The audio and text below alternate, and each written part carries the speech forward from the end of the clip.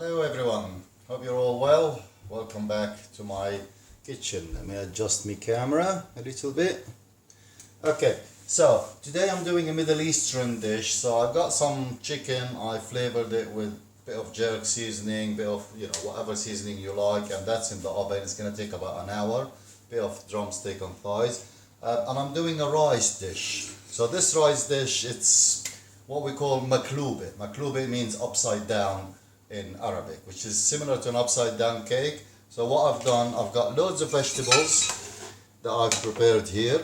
So I've got aubergine and I've got potato that I lightly fried. I've got a bit of mushroom, a bit of broccoli and a bit of chickpeas. That's all gonna be layered underneath at the bottom of a heavy pan. You don't have to be articulate about it, as long as you put as much vegetable as you like. I like my vegetables, as you probably all know now. So that's gonna go at the bottom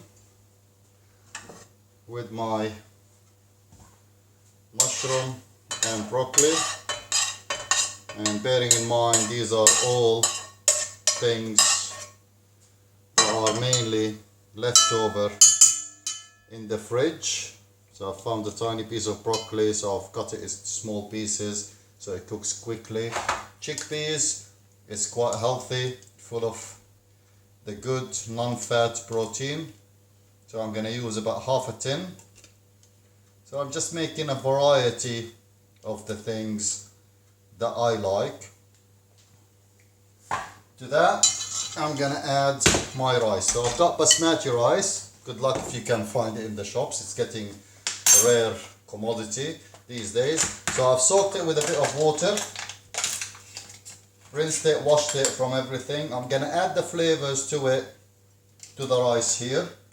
The reason I'm doing that, because once it's gone in and I put the water on, I am not stirring it. It's gonna stay at it as it is. So I'm gonna put a bit of turmeric, not too much, and that would just give it the color. I used a bit of the vegetable oil just to give it an extra flavor. That's all I'm looking for. A bit of salt, so I need about, yes, I am very fancy. Christmas presents, so don't worry about it. Right, don't go too wild on the salt. You can always add to the dish. So that's ready. I'm just gonna top it up in here.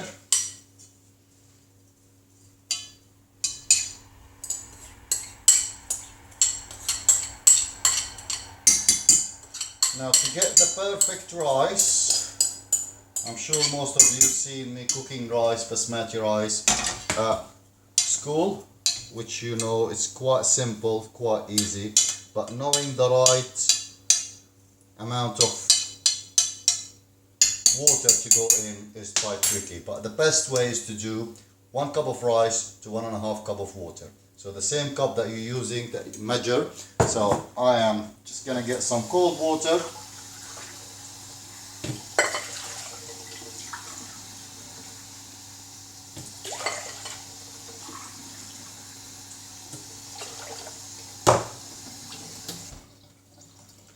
So that's my 3 cups of water.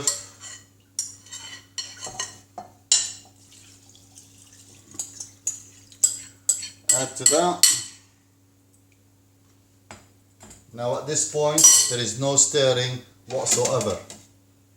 I'm gonna put the lid on and I'm gonna bring it to boil, simmer it for about 5 to 7 minutes once it's boiled.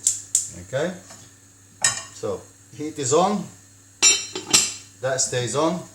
Time for me to wash up and tidy up, because what I'm doing is I'm doing bread and butter pudding with a twist, as you know. So stay tuned, where I'm going to show you how I'm doing that after I do the washing up and tidying up.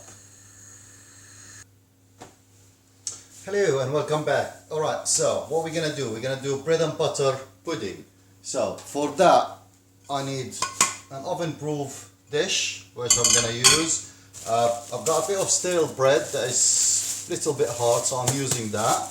Okay, I need 3 eggs, sugar, flavoring, cinnamon and vanilla. I need milk, which is about a pint, that I'm gonna heat it up. I'm not gonna boil it, I'm gonna heat it up. So I'm gonna put it in the microwave for about 2-3 minutes. Do that. My bread, I'm gonna slice it.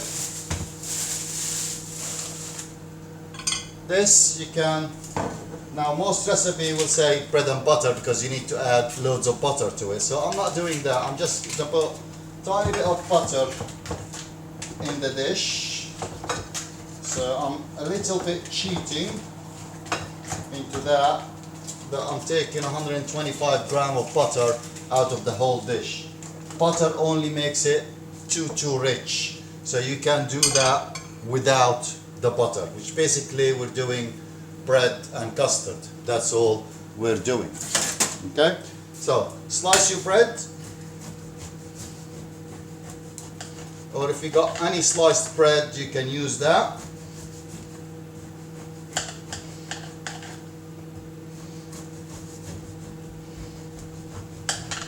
The more hard the bread, the better.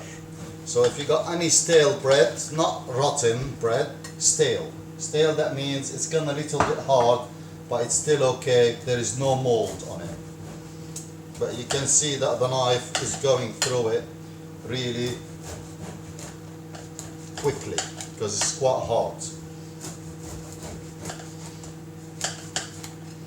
Now, I think that should be enough. So I'm just gonna do it. Cut them in triangle.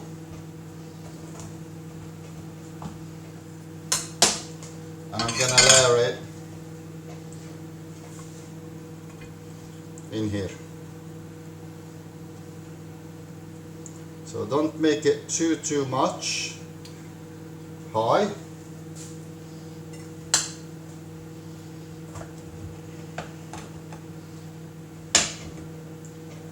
Some recipe will say cut the crusts. It's ridiculous. Why do you want to cut the crusts? It's nice. It's the nicest, crispiest thing of the whole thing. So keep the crusts. We're not posh. As for posh people.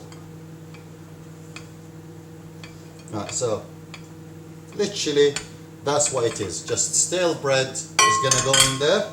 Okay? Now my bread, this will stay for another time, so I'll leave it there. I'm gonna do my custard. My custard is 3 eggs, and hopefully I'm gonna find the whisk. There is the whisk.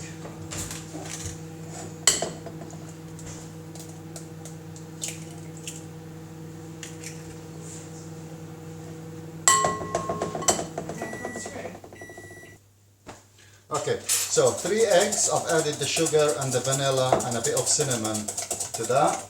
My hot milk is ready, so I'm gonna add it a little bit at a time.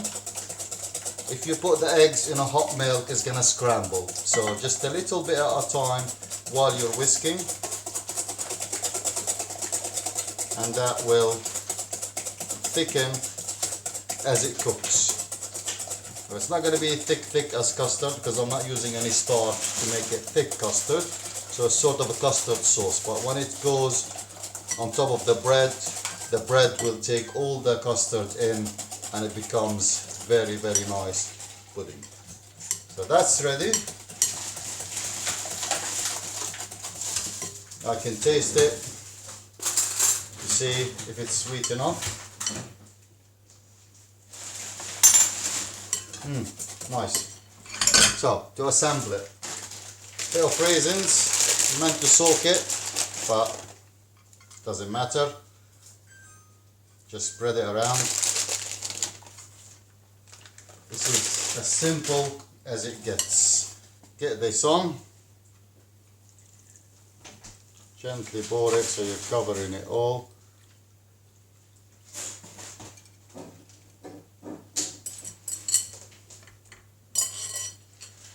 And this is where the twist comes in. So I'll get a tin of each, and I'm gonna layer this on top. You can use any fruits you got.